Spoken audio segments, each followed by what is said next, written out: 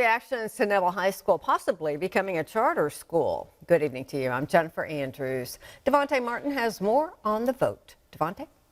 Yes, Jennifer, according to a recent vote gauging the Neville's community's thoughts, most of the certified faculty members voted for the change, while over 90% of parents are against it.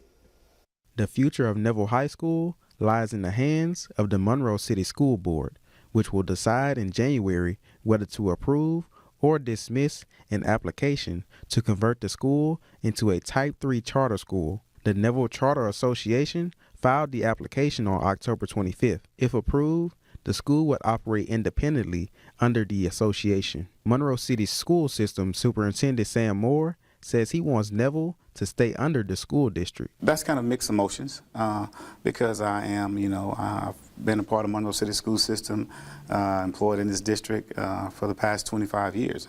And I'm a strong supporter of Monroe City School System. I believe in Monroe City Schools. The proposal has sparked mixed reactions from faculty and parents. According to the Monroe City School Board, 44 out of 49 certified Neville faculty members voted in favor of the change. Among parents, the response was less enthusiastic. Out of 1,037 parents, 937 are against the change. One parent voiced concerns via social media about allowing parents whose child is leaving the school being part of the vote, but not including incoming students' parents. And I think those are actually valid concerns. The school board will vote on it in January.